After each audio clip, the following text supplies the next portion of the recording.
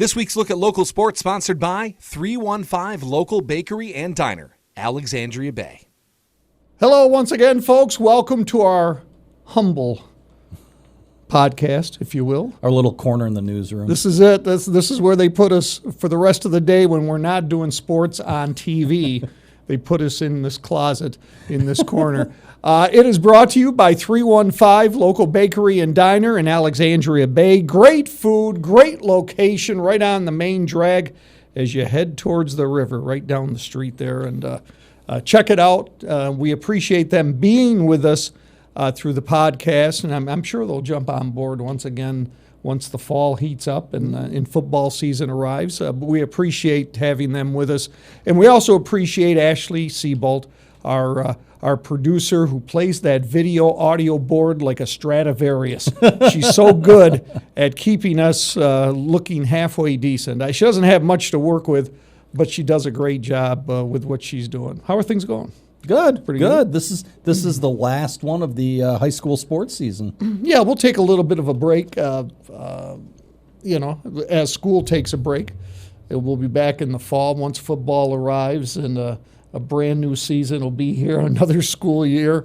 It's amazing how quickly this one went by. Yeah. And here we are. Yeah, and today we're going to focus on our athletes of the week, and we had a lot of great ones. Yeah, we really did. And I first of all, and maybe I'll ask you in a few minutes about any surprises in sectionals or anything like that. I know you were surprised about one baseball result. Oh, absolutely. So we'll talk about that in a little bit. But Ty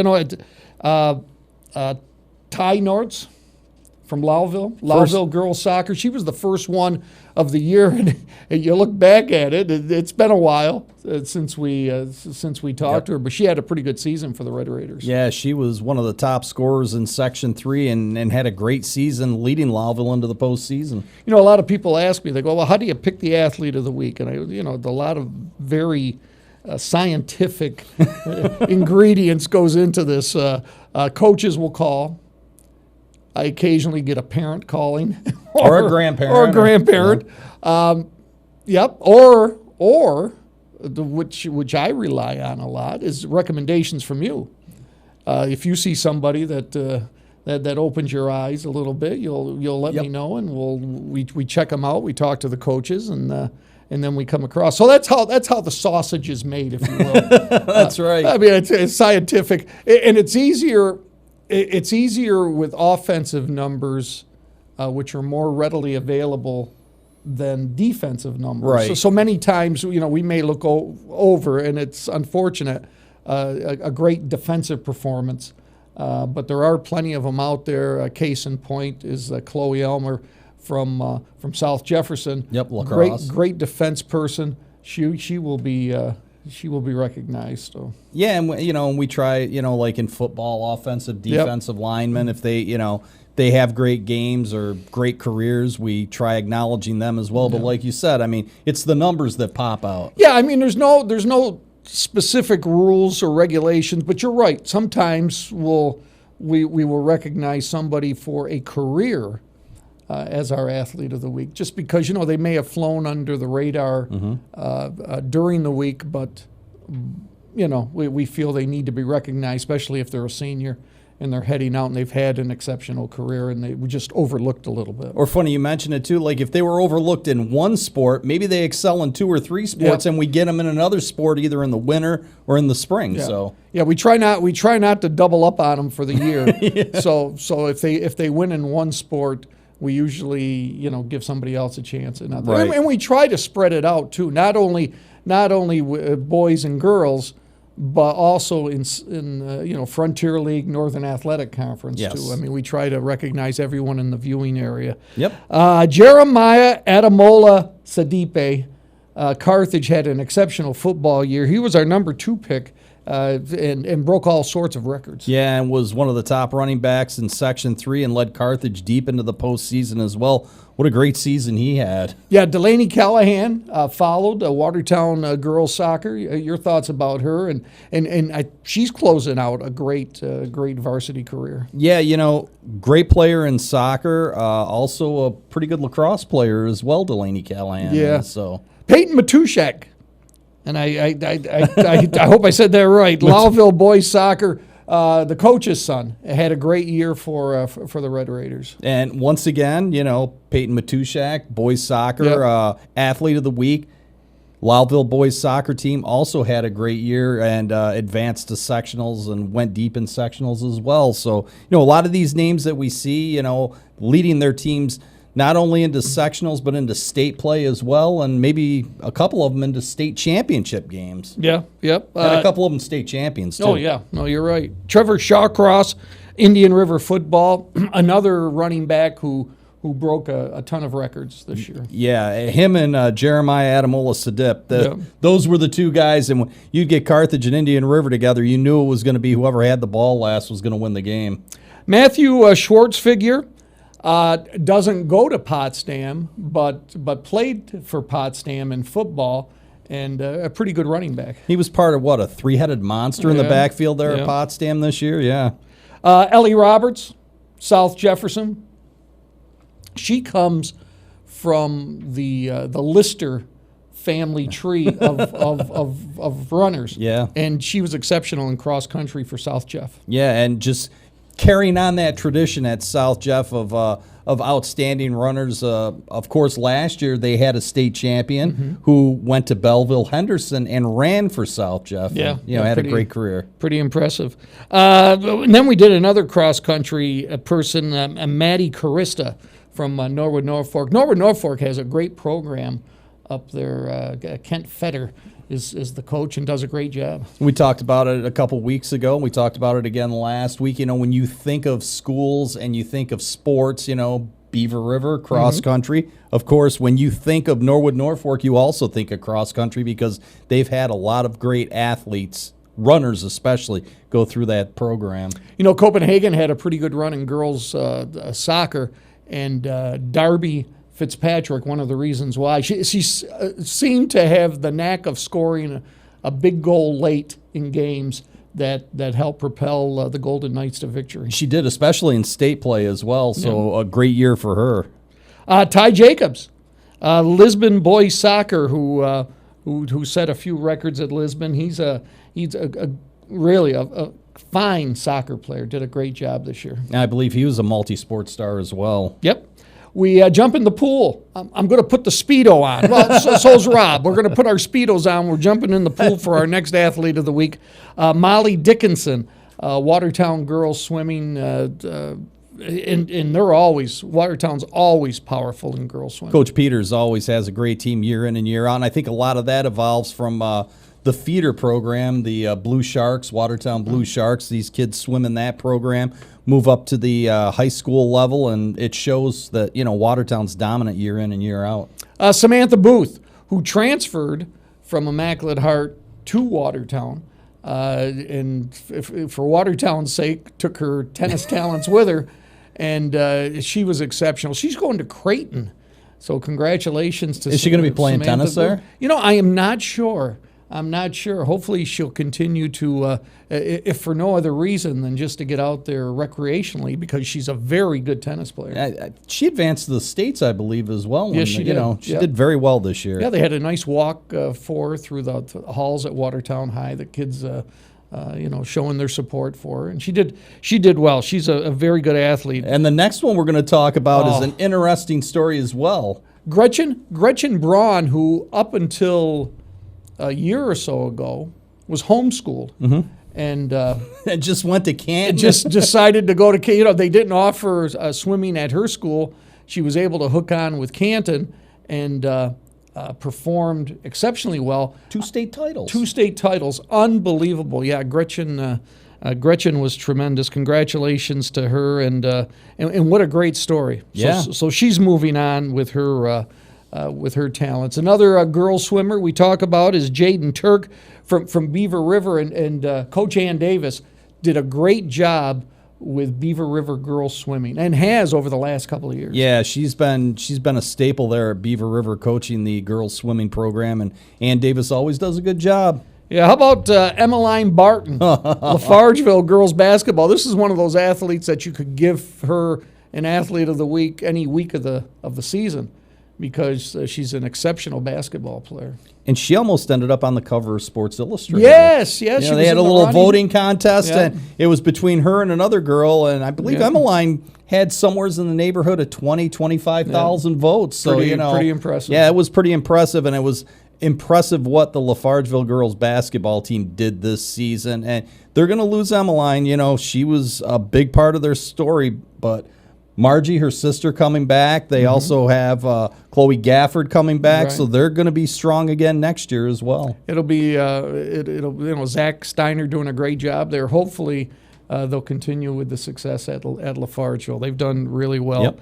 Another part of the of the Triple Bs, Bombard, Abigail Bombard of Immaculate Heart. She, if you want to talk about an athlete of the week who. And they had talented kids on there, but she carried that team. I mean, just with her offense. Yeah, and she's a very multi-talented athlete in several different sports. And, you know, we talk about Emmeline Barton and we talk about Abigail Bombard. These two got to play together in the spring sports season at IHC playing lacrosse. Right. And we were talking in the press box because a few years before that, the Barton sisters did go to IHC. They did. And, you know, we were saying, what if the Barton sisters still went to IHC? Having Abigail Bombard and Emmeline Barton in the backcourt, I mean, they could have won a couple state titles in Class D. And Mike Delaney, who is Abigail's grandfather, probably wished Emmeline would have stayed too. I mean, she was, she was a great athlete. But you know, I believe it was the last 2 seasons. It was either IHC or Lafargeville battling for the Section 3 Class D girls basketball championship to advance to the state. So, when you're writing down stats of these players, the one person that kept popping up week after week after week, Allison Bell from Lisbon, and she was exceptional. She played well this year, and they all seem to have success up in the NAC as far as going on to states. They all occasionally you'll get somebody that'll make some noise up there. And as an individual player, Allison was exceptional. You know, you're talking Lisbon basketball, and Rick Carlisle is probably going to lead his Indiana Pacers into the NBA championship game, and he's a Lisbon grad. He is. You're right. Cade Schneider from Beaver River boys basketball. He had an outstanding season for the Beavers. He averaged something like 25 points a game. I mean, he was just unstoppable. Cade Schneider, a great athlete. Also, he went from the football field to the basketball court and didn't miss a beat. We go to the wrestling mat now, and specifically Carthage, who over the last couple of years has produced very good teams, very good individual wrestlers. Camden Dorchester, the coach's son, certainly made some noise this year on the wrestling mat and went on to states. Yeah, and won a state championship. And, Camden's one of the athletes that, we kind of go back to what we talked about a few minutes ago. He was a good lineman offensively and defensively on the football team. Great player, didn't get much recognition. Went on to wrestling, won a state championship, and, was recognized as an athlete of the week. So another great multi-talented athlete in several sports there. Kaima Gumau, Indian River Wrestling. He had an outstanding run through the postseason, too. When you talk prodigies, I know where you're going with this one. In specific sports, and not just in basketball, this kid's an exceptional golfer too. Quarterbacked the Potsdam football team. I'm talking about Ian Van Wagner. The last I knew, I think he was a sophomore. Yeah. Or does he still have 2 more years left? I believe he does. You kind of lose track because he's been around so long. He's done extraordinary things. You say he's just finishing his sophomore season. Yep. He already holds the career scoring record for Potsdam basketball and Section 10 basketball. Yeah, it's crazy. He goes 2 more years, nobody's going to touch that record ever. You wonder. And usually when somebody shows exceptional talent, you keep your fingers crossed that he's going to stay at Potsdam. Yeah, I bet you the coaches hope that. And not go to prep school. Go to prep school. because he's getting a lot of recognition playing in the North Country. Prep school may be a little better competition, maybe not. But how do you expand on the talents he already has and has shown? Absolutely. Yeah. Well, it'll be interesting to see what happens to Ian. Robert Pittick, tall kid, hurt my back interviewing him. Very classy individual. I was at a South Jeff game, and one of the players from the other team, opposing team, fell. He went over, offered his hand to get him back up. I thought that was, to me, he sold me right there just with his sportsmanship. And that shows the upbringing, that all the Pittick kids have had, and we think back to Jackie Pittick, who, she was a great basketball player in her own right. I believe she's at Marist now, and she set the Section 3 scoring record, and her brother following in her footsteps, and I think he is going to West Point. Wow, it's pretty impressive. Yeah. Occasionally we'll honor a player who, the team success wasn't there. It was a tough year for Carthage basketball, but Michael Venaquatro, you couldn't place blame on him because he had an outstanding individual season and did what he could to carry the Comets. It was a rough year for the Comets, but a good one for Mike as far as the way he played. Yeah, I believe they didn't win a game this year, but, Coach Venaquatro, was talking about it in your interview with him during the Athlete of the Week and the story you did on the basketball team, and said, this was probably one of the best groups he ever had because these kids stuck together and they never gave up. No. They faced adversity all season long and just plowed right through it. Very easily, when you're a struggling team, it can go south in a hurry. Yeah. And it didn't. For these guys, they were very competitive. It says about a lot about the spirit of the players on that team. Mm-hmm. Marcus Castine, Sackett's Harbor boys basketball. Here's a kid that didn't even play basketball before he got to Sackett's Harbor. Yeah, Jeff Robbins was telling me that.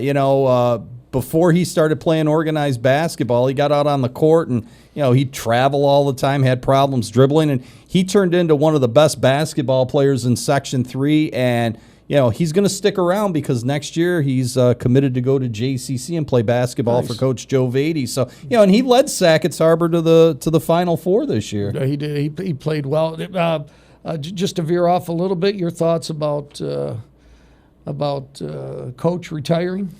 He's doing it for family reasons. His girls are getting older. He wants to spend more time watching them play, maybe helping out. And I wouldn't be a bit surprised in a couple of years you see Jeff Robbins coaching the Sackett's Harbor girls varsity basketball team, coaching his daughters. And he says, if everything works out the way he hopes, maybe that'll happen. Yeah, so hopefully that will. Aiden Beach, St. Lawrence Central boys basketball had an outstanding season there. Yeah, for the Larrys. I believe he set a lot of records for the Larrys as well, yeah. We go back to the wrestling mat, Lowville, Patrick Grimsey, who won a state title and who is headed to Buffalo for D1 wrestling. Congratulations to Patrick, and a nice kid, great family, and he should do well. Yeah, and I think back when I hear Lowville wrestling, I think back to the years of when Lowville and Beaver River would battle on the mats and they'd have packed gyms, Wayne Ferguson coaching and Coach Auble coaching at Lowville, and those programs, still have great tradition. They do. It's strange, when those two programs would get together, Beaver River, Lowville, not only, they could only fit so many people into those gyms. Yes. They would have closed circuit, too. In the cafeteria, cafeteria, so folks that couldn't make it into the gym could still watch the wrestling. Yeah, it was unbelievable to go to an event like that. You wouldn't believe how many people they would get into a gym to watch a wrestling match. It was insane. Yep, unbelievable. A wrestler of one, a team of one, Caleb Martin from Sackett's, who won a state title. He did pretty good for being a team of one. He really did. His father, Ricky Martin, was his coach, and he went to the States as a senior, had high expectations, and came away with the state championship, and what a year it was for Caleb Martin. And it's special thanks to South Jefferson, Coach Connors, who had Caleb many times practice with Sackett. So I mean, that was pretty nice too. A kid at Lowellville boys swimming by way of Australia, Banyan Barker. Yeah, pretty. Oh no, actually, Hawaii. Hawaii. Yeah, I was going to say Hawaii. Yeah, somewhere in the Pacific. Yeah, and you don't have to go that far. Just drop me off in Hawaii. He was tremendous. And there's a banyan tree in Maui, and he's from Maui, and you wonder if his first name came from that. Came from that. Is that where they have the live cam in front of that tree? Yeah, probably. Yeah, because you called me when you were in Hawaii and said, "Hey, look at me, I'm waving to you from Hawaii." It took a while. There was like a 2-minute delay. Yeah, it was more like 5 or 6 you minutes. You had work to do, and you're saying, "Come on now, I'm waiting for you to wave." Yeah. So Banyan Barker, he's a great kid and very soft-spoken, nice guy. Tegan Frederick, father coached Ogdensburg hockey, and Tegan was a main man. Yeah, and they made it all the way to the state championship game, came up short in that, but Tegan Frederick, whenever you think OFA boys hockey, he was scoring 2 or 3 goals a game every game, and then went on to have a pretty good season playing lacrosse for the OFA boys. So you're going to think I'm crazy. You probably already do. But I don't know if there's an athlete who has dominated his particular sport as much as Ethan Krause, Beaver River bowling. Bowling's a sport. It's a high school sport. Yep. And he has been exceptional. I mean, his scores, because you'd read them every week. I mean, what he did not only in high school but also in the adult leagues. He won. Didn't he win the post-standard He won the post-standard Masters. He came tournament in second in a national event in Detroit. Right. I mean, and he's 16, 17 years old. Yeah, he's tremendous. Yep. And he's done a great job. I couldn't choose between these two from General Brown girls basketball. So we did co-athletes of the week for this one particular week, and that's Brooke Wiley and Madeline Ferris, both of whom are going to play a JCC come fall. And both who, they're I want to say coaching trees, because Madeline's mother coaches the General Brown girls basketball team, and Brooke's father coaches the JCC women's basketball team. So, these kids have grown up around basketball. They've been on the basketball court since they could walk, and, they're both going to be great additions to the JCC women's basketball program. And, that program coming off an appearance in the NJCAA National Championship game. So it's going to be a tall order to repeat that next year. But, adding these two players, they should do well this year. How tough of a decision was it, you think, for Brooke to say yes to her father to go up to JCC? I joked with Jeff about that last year. I'm like, that's probably the hardest recruiting job you ever had to do. Hey, you're going to school and you're going to play for me, and that was pretty much it. From what I hear, he's been giving her room and board for many years. So we're gonna have to check on that to see the NIL deal. If he's broken any rules. I doubt it. Nico Spaziani, Watertown boys lacrosse. Nico, fast. Oh, good soccer player. Good great soccer player. Great look, and his shot is incredible. I mean, it is a cannon that he's got for a shot. And watching him play several sports for several years, he was a great asset for the Watertown program, not only in soccer but in lacrosse as well. And he played basketball too. He really did. Olivia Machutek from Watertown girls lacrosse also had an exceptional season. Yep, following in her sister's footsteps. It's like interviewing her sister. It was. I mean, because they sound the same, they look the same. They do, and they perform on the field the same. Absolutely, pretty impressive.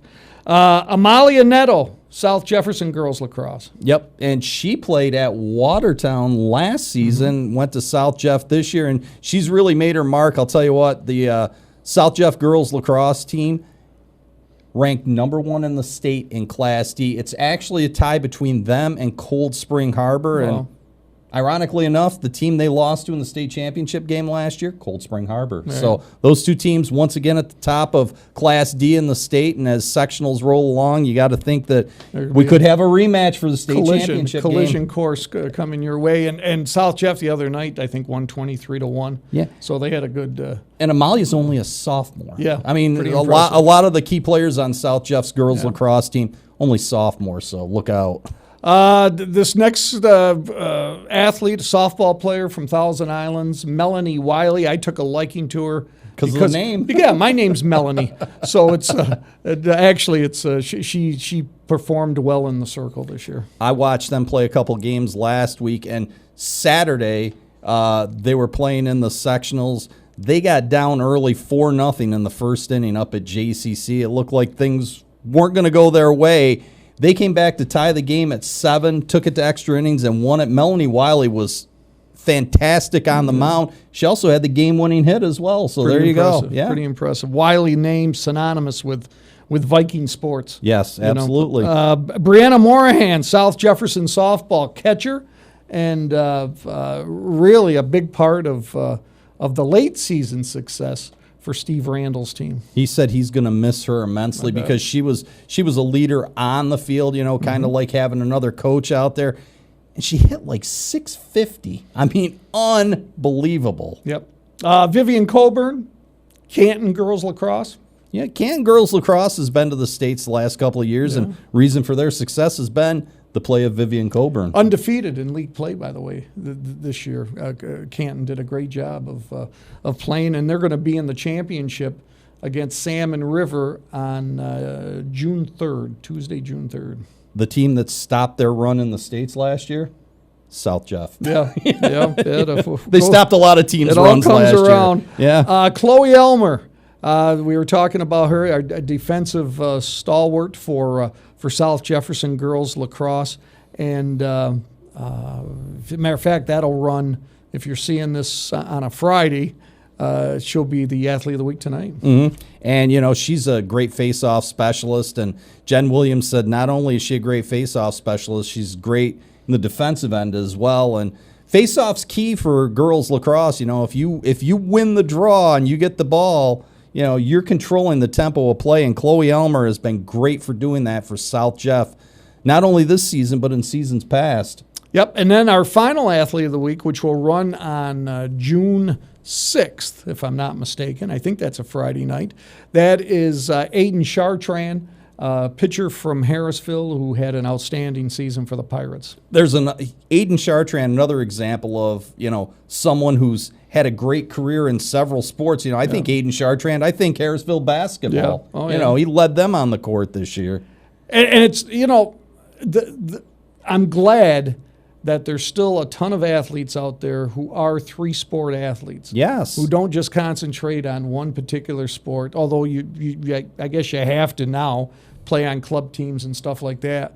But the total experience of an athlete of playing three sports for your school, I think that's pretty important. You hear a lot of coaches say that, how, some players will just focus on one sport, but a lot of coaches, even college coaches, say it's important for these kids to play several different sports. It just is.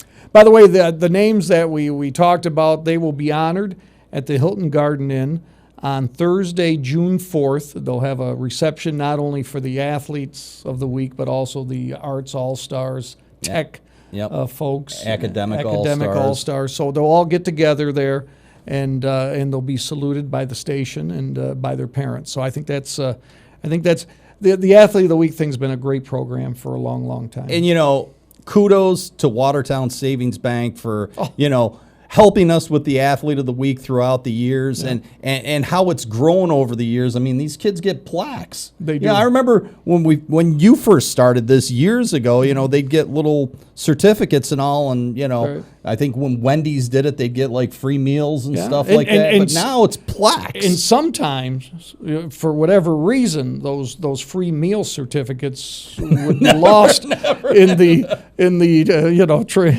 transition of getting them to the people. But another thing, Watertown Savings Bank, there's also a scholarship at the banquet too, where a name is drawn for each discipline like academic, tech, and athlete. Pretty nice. We got great sponsors that are part of that whole program. Absolutely. And speaking of great sponsors, 315. 315, local bakery and diner, great place in Alexandria Bay. Check them out. It's a great place to have food. Ashley Seabolt, as we clap for Take a bow. Ashley, take a wide shot. I know you had it fixed that you could walk over here. Well, she can't take a wide shot. Just could you get it? Could you get it? Did you fix it so that you could get yourself in here? Oh, wait a second.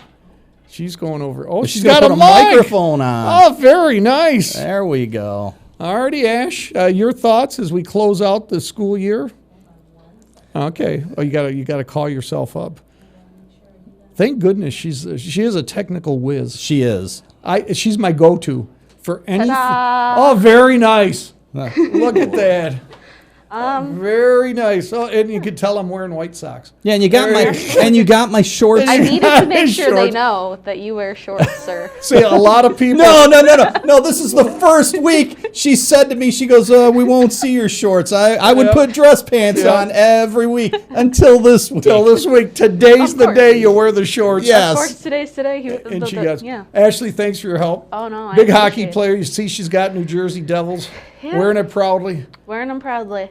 And, for next season. For next season. Hopefully it'll be a good season for the Devils, and hopefully a great season for all the kids that play sports locally. Absolutely. It'll be here before you know it. And thank you to all the coaches and athletes for giving us a lot of thrills over the, past 7 or 8 months of the high school sports season.